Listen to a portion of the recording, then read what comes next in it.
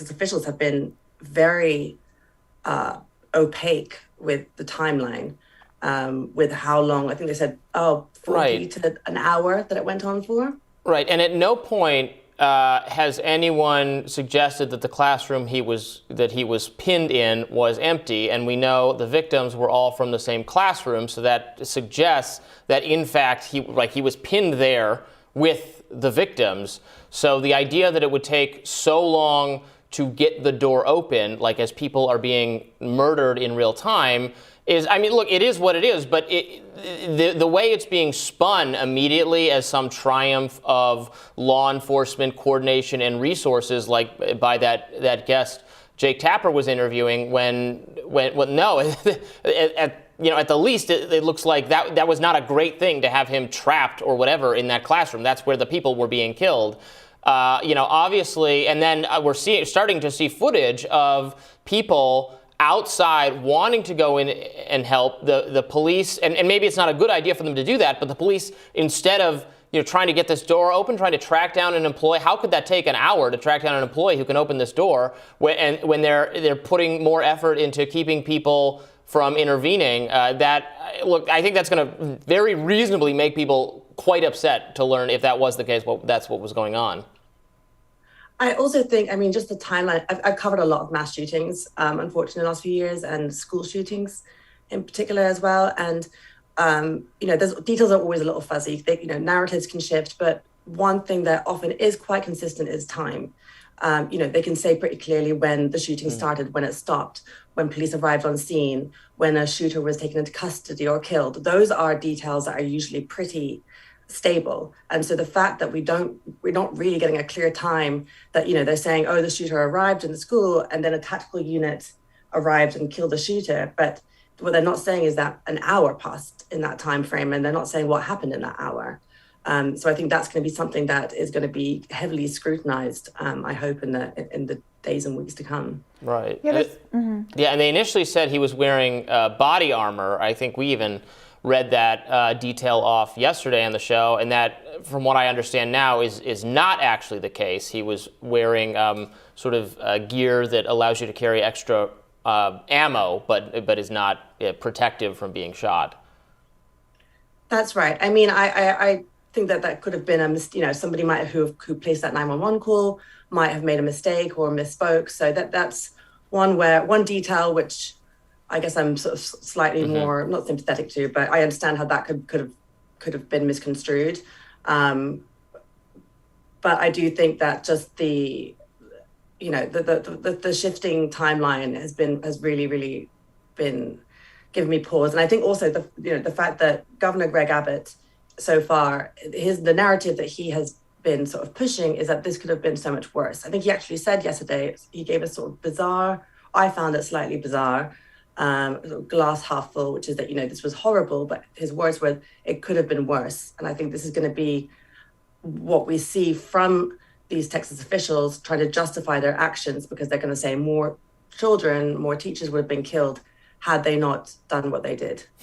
Yeah, I think that there are a lot of folks who would accept some of the mistakes in terms of how the information trickled out as honest mistakes made in good faith, but for what seems to be an affirmative push to characterize everything in a really sunny, sanguine light that seems out of touch with what has happened, no matter where fault and blame lies.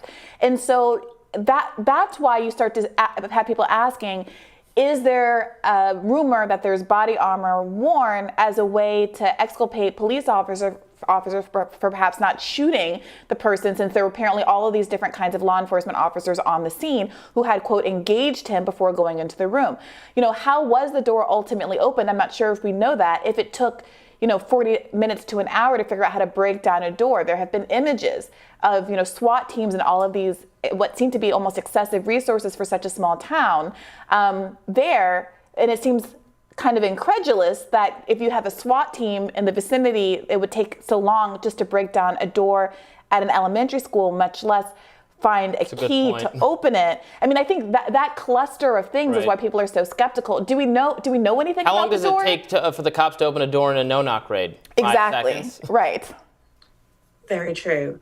And I think all of this, I mean, in terms of the messaging coming from Texas officials, is that a lot of sort of gun rights activists and frankly Republicans will often push the line in the wake of mass shootings that the good guy with a gun myth, that had there been a good Samaritan with a gun in the vicinity of a shooting, that tragedy could have been averted, lives could have been saved. In this case, we had multiple officers, law enforcement officers with guns who were on the scene, and they failed to prevent one person, one 18-year-old, from killing 19 children and 2 adults. According to CNN's reporting, Hillary Clinton personally approved her campaign's plans in fall of 2016 to share information with a reporter about an uncorroborated alleged server back channel between Trump and a top Russian bank, her former campaign manager, Robbie Mook, said in federal court on Friday.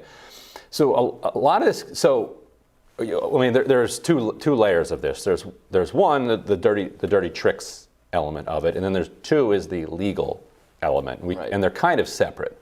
But which one you want to take first? You want to do the legal one first? Yeah, let's do the legal one. Right, so legal one first. Michael Sussman is an attorney who went to the FBI, and he is charged with lying to the FBI about whether or not he was meeting with them on behalf of a political candidate.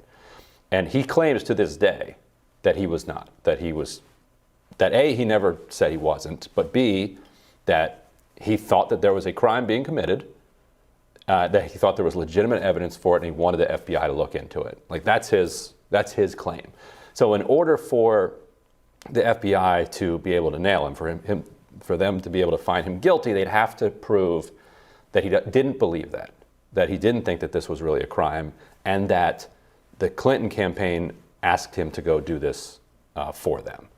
That will, I think, be an uphill climb, but I think so much of this depends on the jury in our tribalized world. Look, anyone who is stupid enough to talk to the FBI should probably go to prison. Like, don't to voluntarily talk to. Right. When they come to you and they ask you questions, you say, "Thank you. I have to speak with my attorney." You don't answer questions because they'll always get you on something. This is how they got Michael Flynn. They always get you. No. And then if they can't get you, they'll say you're obstructing justice. So you talk to your lawyer. Don't answer questions from them. So to willingly wade into their waters and start volunteering information, of course it's going to blow up in your face. Right. Of course. Now, did he actually, like you said, did he actually commit a crime? I don't know. This was very foolish. This was very stupid. Right. And so don't start talking to the FBI. They're not your friends. They're not your friends. Well, they thought they were, and some of them were. Like, there were elements of the FBI that were their friends, or elements that are against them. And it's becoming an increasingly political, organization as politics is like seeping into absolutely every aspect of our society and our institutions as well, which then bleeds into the dirty tricks question. So the scheme appears to have been that in order to get the media to cover this without enough evidence to demonstrate that it's true, you need to back it into an investigation. Because the media, and I've been guilty of this myself, that if federal investigators are looking into something, like, that is newsworthy. Right. Because whether it's true or not, it could lead to charges, it can upend elections. That is news. And so if you're trying to back into it that way by saying, okay, hey, go poke around on this, and the FBI tells you, okay, we'll read this memo that you sent us, then you go to a reporter and say, hey, FBI is looking into the Trump campaign for these ties, without mentioning the fact that you wrote a memo and handed it to the FBI, and all the FBI did was read your memo. Right, and it's not that they didn't go to the media and say, oh, hey, look, this is being investigated. It did end up getting investigated, but they went to the media and said, oh, you should check this out. Right, they just went straight up and said, and in fact, Robbie Mook, the other Robbie, said, no, we don't go to the FBI with this. We go to the media with this, and then after there's some kind of story about it, maybe the FBI looks into it, which is correct. But it reveals, and the fact that Hillary Clinton personally signed off on this and then tweeted about. So they had this story placed with Slate. They gave Slate this tip. Slate wrote about these supposedly cyber connections between Trump and this Russian-based hotel, and then the story comes out, and then Hillary Clinton tweets it saying, "Oh, look at this." Look at this. it shows the short-sightedness of the campaign, the entire philosophy of the Clinton campaign, that this was what was going to prevent Donald Trump from becoming president. This was her pitch to voters, not an affirmative pitch about what she was going to do or what her record was or who she was or what her policies were, but trying to paint Trump as a Russian stooge. That was the strategy. That strategy failed catastrophically. Absolutely incredible and revealing failure to understand what voters actually care about. And revealing in the sense that it is deeply what Hillary Clinton cares about.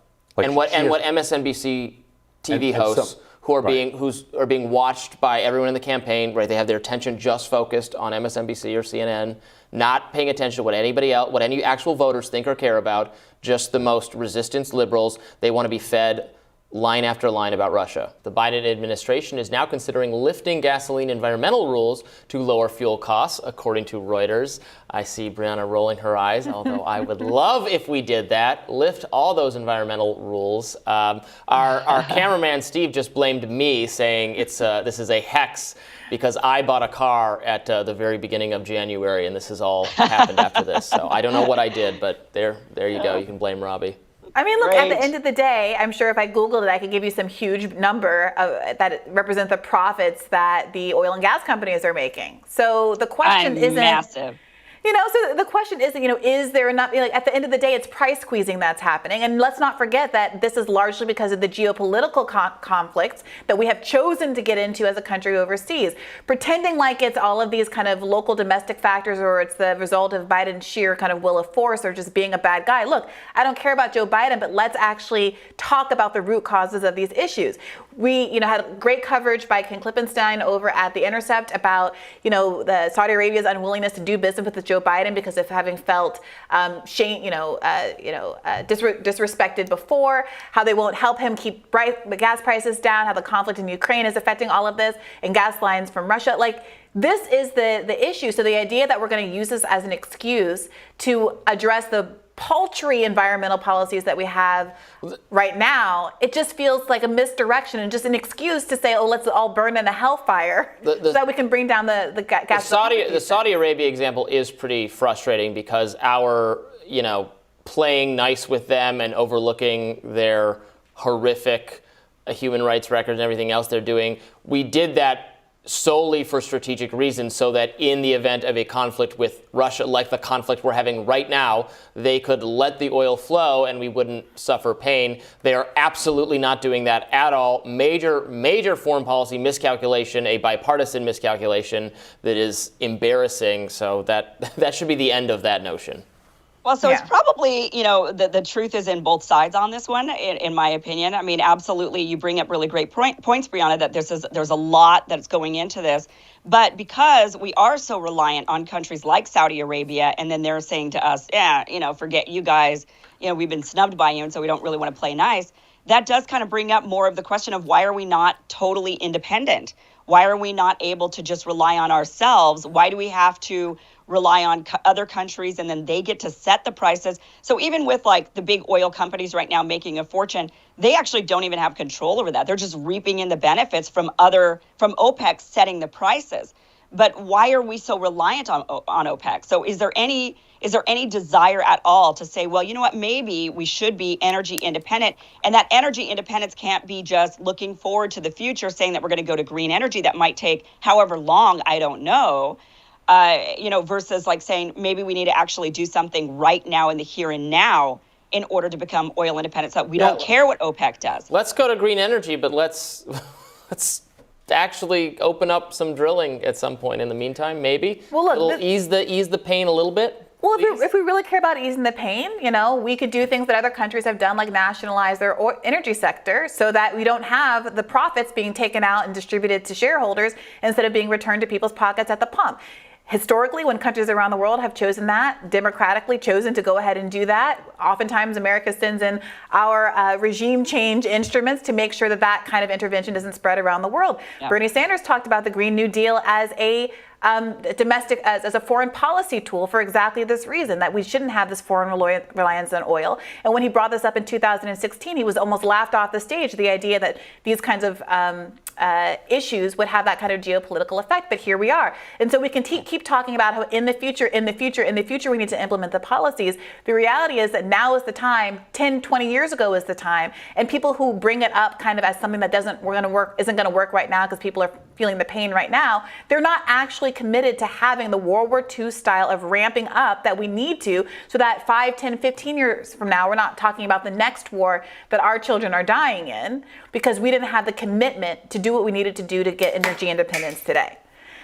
Yeah, I mean, I agree with. I just threw my pen because I was so outraged by your nationalized comment. I actually dropped it, but I'm going to claim it was. I can't imagine putting the federal government in greater control of production distribution of oil would solve the problem. I think we'd probably have shortages of baby formula instantly, but. That was a corporation that caused us shortage of the baby formula. I have to keep reminding you, Robbie. No, it was a corporation deciding to issue shares and distribute their profits to shareholders and do stock buybacks instead of fixing the machines that make our children's food. They're not allowed to have more baby formula companies because it's tightly regulated and we can't import what we need. No, it's an antitrust issue. They're not being prevented from having more. It's a regulatory issue. It's always a regulatory issue. Why we can't build things, why we can't produce things, why we can't do things here. The federal government makes it illegal. When all you have is libertarianism, everything looks like a regulatory issue. Well, when all you have is statism, everything looks like vast government overreach. I offer a plurality of solutions in all of these situations. Kim, you really do get to play the moderate today. This is so I really refreshing. do. I know, right? I agree with both sides. I agree that all of this has to be done. I agree that we have to take some of the profits away and nationalize some of the oil, and definitely need to do that. I mean, Alaska does it, so why can't the entire country do it? Right, exactly. So, I do think we need to be doing things like that. I do think that we need to also become more oil independent from other nations. That might mean opening up some drilling, but if we also did these other things, we might not need as much because we're able to bring down the cost of gasoline. And, I just think it's a multi-pronged solution. All of these solutions are good ideas. I think if we did all of it, then we wouldn't have to do as much of all of it as well. Yeah. We could do a little of everything, and that would maybe solve the problem. But the problem is that this discussion has become so politically polarized that people can't stop and actually have a good conversation about it and say, yeah, I agree, and I agree. Instead, you guys are throwing pens at each other. And that's like both sides of the aisle doing that. That was accidental. No workplace violence here. Don't sick OSHA on me. That's another thing I wouldn't like. Just a quick reminder that even opening up drilling takes time the same way that Green New Deal type reforms takes time. Everything takes time. There's no quick fixes here. But I'm sure you all remember the Putin price hike. Well, the White House coined the phrase after Vladimir Putin invaded Ukraine. They tried again this week, but CNN's Jake Tapper wasn't having it. Let's take a listen. Well, we're doing everything we can to try to bring those prices down. As you know, this all emanates from Putin's decision to invade Ukraine, which took Russian oil off the market. Not all of it. I mean, some of it, yes. I mean, I'm surprised that I like Tapper. Sometimes he does push back against ridiculous talking points. Sometimes. Sorry, go ahead. More so than the others. Right. I mean, more so than the others. And it is kind of impressive that CNN is now pushing back finally at the Biden administration. But how can you not at this point? Everything's falling apart. At this point, you can't just continue to go on and say, oh, no, everything's hunky-dory and everything's Putin's problem. No, we actually live in the United States. I don't know why we give Putin that much power. The idea that man has that much power over our own nation and our own economy seems, at this point, it is comical. You just can't blame it on him.